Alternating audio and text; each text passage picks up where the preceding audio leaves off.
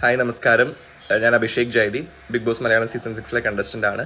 അപ്പം ഞാൻ അതിനകത്തുണ്ടായിരുന്നപ്പോൾ ഒരു ഇഷ്യൂ ആയിരുന്നു, ജിൻഡോ ചേട്ടൻ എന്നെ ബാഡ് ടച്ച് ചെയ്തു രാത്രി എന്ന് പറയുന്ന ഇഷ്യൂ. അത് ശരിക്കും നടന്നിട്ടുള്ളത് തന്നെയാണ്. അതും നിങ്ങൾ അതിലേക്ക് വീഡിയോയിൽ നമുക്ക് കാണാൻ പറ്റില്ല, കാരണം ആ ബെഡ്ഷീറ്റിൻ്റെ ഇടയിൽ കൂടെ കൈകൊണ്ട് ഇങ്ങനെ തുടയുടെ അവിടെ പ്രസ് ചെയ്യുകയാണ് ചെയ്തിട്ടുള്ളത്.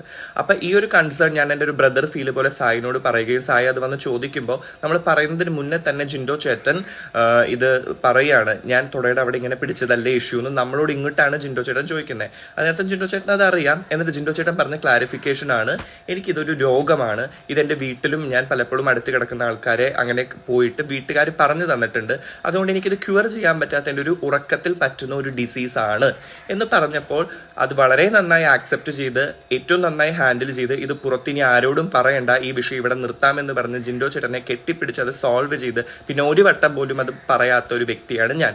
അത്രയും നന്നായിട്ടാണ് ഞാനത് കൈകാര്യം ചെയ്തത്. പക്ഷേ ഈ വിഷയം ഞാൻ സായിനോട് ആസ് എ ബ്രദർ പറഞ്ഞിട്ട് പോലും മാറി നിന്ന് സായി ഇതിനെ വളച്ചൊടിച്ച് ഞാനൊരു ജെൻഡർ കാർഡ് അല്ലെങ്കിൽ ഞാനൊരു സെക്ഷുവാലിറ്റി ഇതായതുകൊണ്ട് ചെയ്യുന്ന ഒരു കാർഡാണ്, അത് പുറത്തത് ഇങ്ങനെ എനിക്ക് അനുകൂലമാവും, എനിക്ക് പിടിക്കാനുള്ള ഒരു വള്ളിയാണ്, ഇങ്ങനെ സായും സിബിനും പറഞ്ഞ് ഡിസ്കഷൻസിന്റെ വീഡിയോ കണ്ടു. എന്നിട്ട് പോലും പല യൂട്യൂബേഴ്സും എന്നെ കുറ്റക്കാരനാക്കി. അത് ഏറ്റവും നന്നായി ഹാൻഡിൽ ചെയ്ത് അതിനുശേഷം ഒരു വട്ടം പോലും അത് പരാമർശിക്കുക പോലും ചെയ്യാതിരുന്ന എന്നെ കുറ്റക്കാരനാക്കി. ഇത് മാറി നിന്ന് എല്ലാം വളച്ചൊടിച്ച സായിനെതിരെ ഒരു യൂട്യൂബേഴ്സും ഒന്നും പറഞ്ഞിട്ടുമില്ല.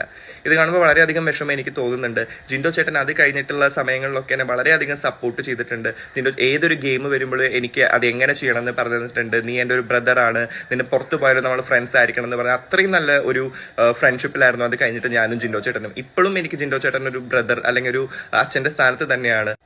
നോറ പോലും ഇതിനെ തീകോരി ഒഴിക്കാൻ വേണ്ടിയിട്ട് എൻ്റെ അടുത്ത് ഇത് പുറത്ത് എല്ലാവരുടെ മുന്നിലും പറയണം, ഈ ജസ്റ്റിഫിക്കേഷൻ കഴിഞ്ഞിട്ടും പറയണമെന്ന് പറഞ്ഞപ്പോൾ ഞാൻ പറഞ്ഞു എനിക്ക് ഇത് പറയേണ്ട, കാരണം ഇത് ജിൻഡോ ചേട്ടൻ്റെ ഒരു രോഗമാണ് അല്ലെങ്കിൽ ഒരു അവസ്ഥയാണ്. അതാൾ ക്ലിയർ ചെയ്തു, ഐ എം ക്ലിയർ എന്താണ് ഇതിൻ്റെ സത്യാവസ്ഥ എന്ന്. പിന്നെയും ഞാനത് പറഞ്ഞ് ഞാൻ ജെൻഡർ കാർഡോ ഒന്നും തന്നെ ഞാൻ ഇറക്കിയിട്ടുമില്ല, ഇതിനെക്കുറിച്ചൊരു ഡിസ്കഷൻ ഉണ്ടായിട്ടില്ല. അവിടെ കെട്ടിപ്പിടിച്ച് ഞങ്ങൾ പിരിയായിരുന്നു ഇത് പറഞ്ഞ്. പിന്നെ അത് കഴിഞ്ഞ് നമ്മൾ അതിനിടയ്ക്ക് പെട്ടി വെച്ചിട്ടോ അല്ലെങ്കിൽ മാറിക്കിടന്നോ അങ്ങനെ നമ്മൾ ആ ഇഷ്യൂവിനൊരു സൊല്യൂഷനാണ് കണ്ടെത്തിയിട്ടുള്ളത്. അത് വളച്ചൊടിച്ച് അതിനെക്കുറിച്ച് സംസാരിച്ച് അത് ജനങ്ങളിലേക്ക് എത്തിക്കാനോ ഒരു കാർഡ് ഇറക്കാനോ ഞാൻ അതിനകത്ത് ശ്രമിച്ചിട്ടില്ല. പക്ഷെ അത് വളച്ചൊടിക്കാൻ ശ്രമിച്ച രണ്ടുപേർ അതിനകത്ത് തന്നെ ഉണ്ട്. അത് ലൈവ് കണ്ടവർക്കോ എപ്പിസോഡിൽ വന്നിട്ടുണ്ടോ എന്ന് എനിക്കറിയില്ല. അതിപ്പോൾ കാണുമ്പോൾ എനിക്ക് മനസ്സിലാവുന്നുണ്ട്. അപ്പൊ ജനങ്ങൾക്ക് വേണമെങ്കിൽ എന്നെ ഇനിയും കുറ്റക്കാരനാക്കി ഈ ഇഷ്യൂവിൽ പറയാം, പക്ഷെ എന്റെ ജസ്റ്റിഫിക്കേഷൻ ഇതാണ്.